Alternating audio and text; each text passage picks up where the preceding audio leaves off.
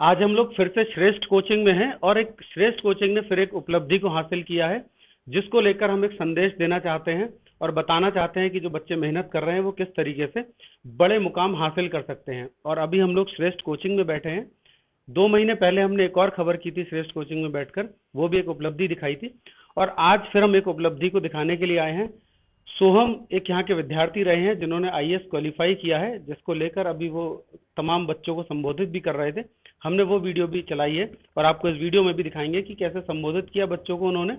और अब हम सोहम से बात करेंगे उन सारी बातों पर, उनकी जो मेहनत है, जो किस तरीके से उन्होंने तैयारी की है और किस तरीके से यहाँ तक पहुँचे हैं।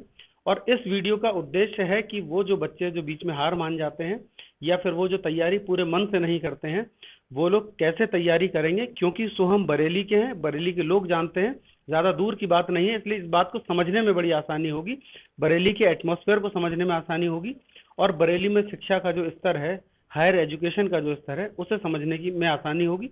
वो बच्चे समझ पाएंगे कि उन्हें कहीं और जाने की शायद अब जरूरत नहीं पड़ेगी। सोहम, स्वागत है आपका। जी, थैंक यू सो मच। अच्छा, सबसे पहले तो सोहम जी, अपने नाम का, बड़ा आपका नाम जो है स्पिरिचुअल नाम है, इस नाम का मतलब क्या है? जी, सबसे पहले तो मैं ये बताना चाहूँगा, ये नाम मेरी परदादी परदादी जी ने मुझे बता दिया था। ये नाम संस्कृत शब्द से आता है जो अद्वैत दर्शन को दर्शाता है। इसका लिटरल मीनिंग है आई एम दैट, कि हम सब में ही भगवान बसते हैं। सोहम, जी। ठीक है। अच्छा, अब जब आपने क्वालिफाई कर लिया, आप आईएएस बन गए हो, तो कैसा लग रहा है?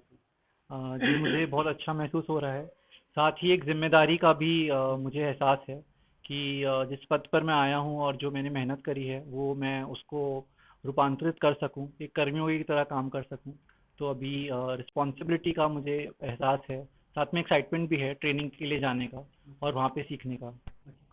सोहम, आपने जो तैयारी की होगी, मतलब फर्स्ट डे जब आपको लगा होगा कि मैं मुझे तैयारी करनी है आईएएस के लिए या कोचिंग करनी है, या वो पहला ख्याल जब मन में आया था कि मुझे आईएएस बनना है, उस समय क्या लग रहा था? कैसा महसूस था कि बन पाऊंगा कभी, या एक कोशिश करके देख ले रहा हूँ या ट्राई करके देख ले रहा हूँ, क्या क्या था आपको? अ, जी, मेरा यही था हमेशा से कि मैं अपनी तरफ से पूरी कोशिश करूँगा। और मुझे लगता था कि जर्नी बहुत पॉजिटिव है क्योंकि मुझे कुछ सीखने को ही मिलेगा। मैं कुछ भी खो नहीं सकता इसमें। और मेरा मुझे लगता था कि सिलेक्शन हो जाएगा क्योंकि मैं एक पॉजिटिव अप्रोच के साथ इसे पढ़ रहा हूँ, मैं समझता था। बट मैं ये भी समझता था कि अगर मेरा नहीं भी होगा तो भी मैं जो भी नॉलेज मैं गेन करूँगा वो हमेशा मैं एक पॉजिटिव तरीके से देश के लिए कंट्रीब्यूट ही करूँगा, क्योंकि बहुत कुछ सीखते हैं हम इस एग्ज़ाम में। कौन सा अटेम्प्ट था ये? जी, मेरा ओवरऑल थर्ड अटेम्प्ट था। Third attempt. जी, और सेकंड इंटरव्यू था। Second interview. इससे पहले भी आप जॉब में थे कहीं? जी, मैं 2019 से 2020 में जॉब करता था पीडब्ल्यूसी में। फिर उसके बाद मेरा सेकंड अटेम्प्ट में रेलवेज में सिलेक्शन हुआ था। तो करेंटली मैं अभी मिनिस्ट्री ऑफ रेलवेज में हूँ। मिनिस्ट्री ऑफ रेलवे में एज ए? एक्चुअली अभी मैं लीव पर हूँ, तो ट्रेनिंग स्टार्ट होनी थी तो अभी डेजिग्नेशन नहीं मिली है। तो अभी I am an IRMS officer. अच्छा, थोड़ी सी बात सर से भी कर लेते हैं, त्रिपाठी सर से। उनकी मेहनत इसमें बीच में बहुत रही है। सर, कैसा लग रहा है? बहुत अच्छा लग रहा है और निश्चित तौर पर सोहम ने ये साबित किया है कि डिवोशन, डेडिकेशन और डिसिप्लिन के साथ आप तैयारी करें तो आप सफल होंगे। सोहम आज सभी विद्यार्थियों के लिए एक आइकॉन है और सभी के लिए एक प्रेरणा है। बरेली के विद्यार्थियों के लिए खास तौर पे मैं चाहूँगा, चूंकि ये ऐसा बेल्ट है, यहाँ सिविल सर्विस का उतना माहौल नहीं है जो इलाहाबाद, बनारस और पूर्वांचल में है या दिल्ली में है। यहाँ पे लोग सीए की तैयारी करते हैं, आईआईटी और मेडिकल की तैयारी करते हैं, लेकिन सिविल सर्विस को बहुत पॉजिटिवली नहीं देखते। सोहम के सिलेक्शन से ये बदलाव होगा। जो बच्चे आईआईटी कर रहे हैं, मेडिकल कर रहे हैं, वो भी इसके लिए प्रेरित होंगे और निश्चित तौर पर ये बरेली के लिए बेहतर होगा कि यहाँ से ब्यूरोक्रेट्स पैदा हों।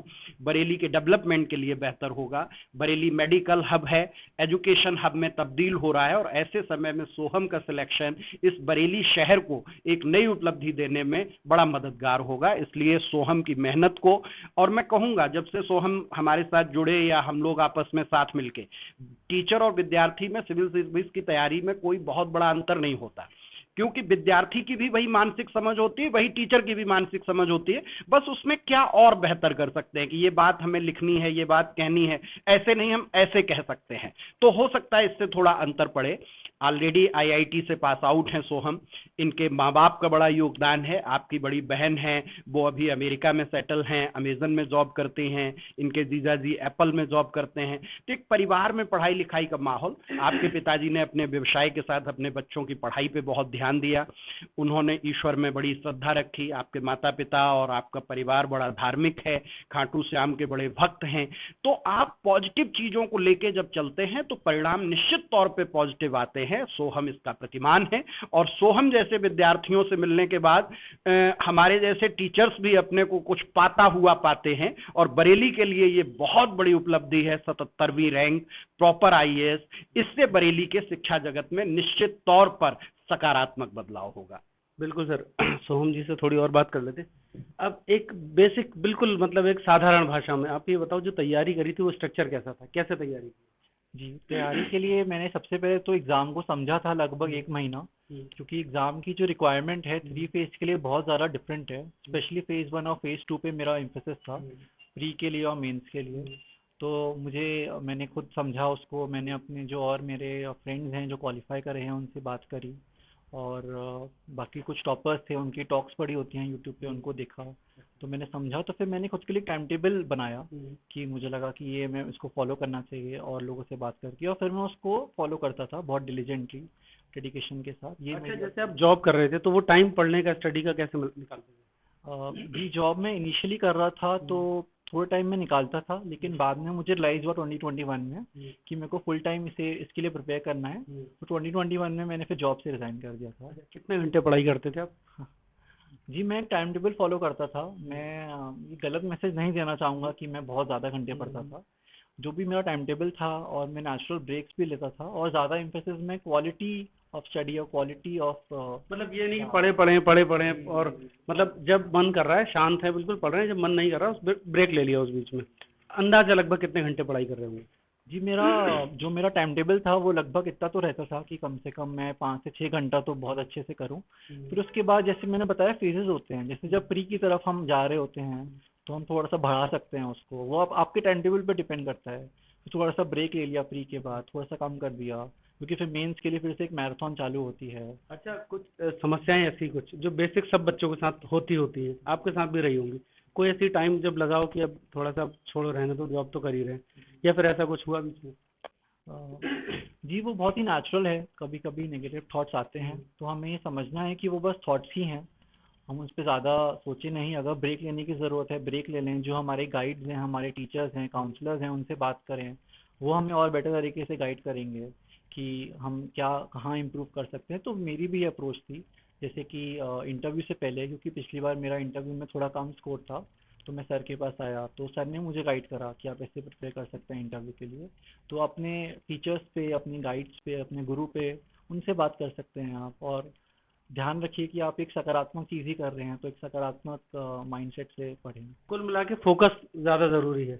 अच्छा, अब ना जैसे कि ये एक फील होती है, हम नॉर्मल होते हैं, एकदम से रिजल्ट आया और आप आईएएस बन गए अभी से, तो वो कैसा, मतलब अपने आप को कैसा फील हो रहा है, कहाँ पे देख रहे हैं अपने आप को?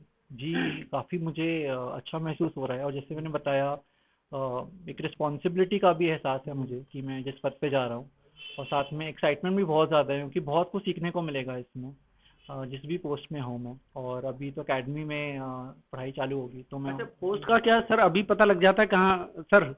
पोस्ट का अभी पता लग जाता है कि कहाँ पोस्ट मिलेगी, क्या है सब? ये पता लग जाता है, अंदाज हो जाता है कि सर्विस एलोकेशन क्या होगा। अच्छा। रैंक के हिसाब से आपको आईएएस मिलेगा, आईपीएस मिलेगा, आईएफएस मिलेगा, आईआरएस मिलेगा, इसका एक अंदाज लग जाता है। अब वो सर्विस एलोकेशन आएगा। आफ्टर सर्विस एलोकेशन कार्डर एलोकेशन होता है कि आप किस स्टेट में जाके अपनी नौकरी करेंगे, क्योंकि आईएएस और आईपीएस कार्डर सर्विस होती है, अखिल भारतीय सेवाएं इन्हें कहते हैं।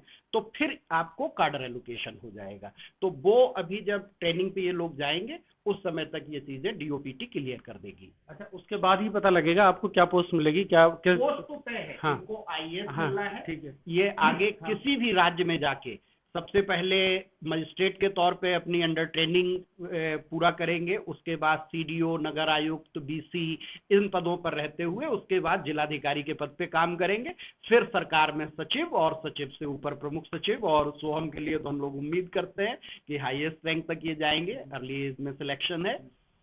तो सोहम, एक मैसेज जो बच्चे हैं, अभी आप संबोधित कर रहे थे बच्चों को, तो अब क्योंकि बच्चे आपको सुनना भी चाहते हैं, कोई मैसेज ऐसा, मतलब एक तो होता है ना कि जैसे सर ये सुना हमने कि 18 घंटे पढ़ाई करते हैं, 16 घंटे, क्या ये सच होता है सर? हाँ बिल्कुल सच होता है, 18 घंटे 16 घंटे तो नहीं, जैसे किताब लेके कुर्सी पे आप कितने घंटे बैठे, लेकिन जब कुर्सी पे आप नहीं है तब भी आप पढ़ ही रहे होते हैं, उन्हीं चीजों को सोच रहे होते हैं, तो 24 घंटे आपका फोकस उसी पे रहता है। लेकिन हाँ, सोना, नहाना, खाना, एक नॉर्मल आदमी है जो नहा रहा है वो गाने गुनगुनाएगा, जो कहीं बैठा है खाना खा रहा है तब भी उसके दिमाग में तमाम ख्याल चल रहे होंगे, यहाँ पार्टी, यहाँ रेस्टोरेंट। जो बच्चा तैयारी कर रहा है वो बाथरूम में जब है तब भी उसके दिमाग में हिस्ट्री पॉलिटी चल रही है, साइंस के कॉन्सेप्ट चल रहे हैं, वो खाना खा रहा है तब भी उसके दिमाग में वो चीजें चल रही हैं। तो एक तरीके से तैयारी, जब आप फोकस हो जाते हैं और आप तैयारी के बिल्कुल करीब होते हैं, तो आप 24 घंटे उन्हीं चीजों, आपके सपने भी वही आते हैं जो आप होशो हवास में चीजें देखते हैं,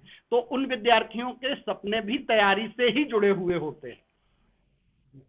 तो हम अब एक मैसेज बता दीजिए, मतलब एक बिल्कुल छोटे लेवल पे जो बच्चे हैं, अभी नए नए स्टूडेंट हैं, नई तैयारी करने जा रहे हैं, तो वो एकदम से डर जाते हैं। कोई कहता है कि भाई 18 घंटे 20 घंटे, वो प्रिपरेशन उनकी है ही नहीं ना, माइंड सेटअप उनका वैसा वाला है, कैसे तैयारी करें एंड तक? जी, मैं उनको वही मैसेज देना चाहूँगा कि एकदम से घबराएं नहीं और बहुत आगे का मत सोचें। जैसे बोला जाता है कि छोटे छोटे कदम लेते रहें, तो छोटे छोटे कदमों में पहले समझें एग्ज़ाम की रिक्वायरमेंट क्या है, अपने लिए टाइम टेबल सेट कीजिए, अपने लिए टारगेट सेट कीजिए और उस टारगेट को फॉलो कीजिए। और मोस्ट इम्पॉर्टेंटली यूथ के लिए मैं ये बोलना चाहूँगा, जो फ़ोन से, सोशल मीडिया से जो डिस्ट्रैक्शंस हैं, अगर उनसे दूर रहें तो आपको खुद ही एक डिफरेंस नोटिस। अच्छा, आप सोशल मीडिया यूज़ करते हो? जी, मैं नहीं यूज़ करता। सोशल मीडिया यूज़ नहीं करते, मतलब फेसबुक, इंस्टाग्राम, व्हाट्सएप कभी चला लेते होगे, तो वो तो ज़रूरी भी हो गया, मतलब इंस्टाग्राम, फेसबुक और ट्विटर, ये सब चीज़ें जो हैं वो आप यूज़ नहीं करते? जी जी, मैं नहीं यूज़ करता हूँ जी। ये एक बहुत बड़ा संदेश, लास्ट टाइम भी जब आपका इंटरव्यू किया आपने तब भी ये बात कही थी आपने, और हम बार बार हम भी ये बात कहते हैं कि फ़ोन जो है वो एक हथियार भी है और एक हमारे लिए एक ड्रॉबैक भी है फ़ोन का होना। तो सोहम, बहुत बहुत शुभकामनाएं आपको हमारी तरफ से, और अगला इंटरव्यू हम सोहम का करेंगे जब ट्रेनिंग के बाद आ जाएंगे, तब भी हम सोहम का इंटरव्यू करेंगे और ये पूछेंगे कि आप कहाँ पे तैनात हो, उसके बाद उनसे बात होगी। तब तक बने रहिए एक्सपोज टुडे के साथ। जय हिंद।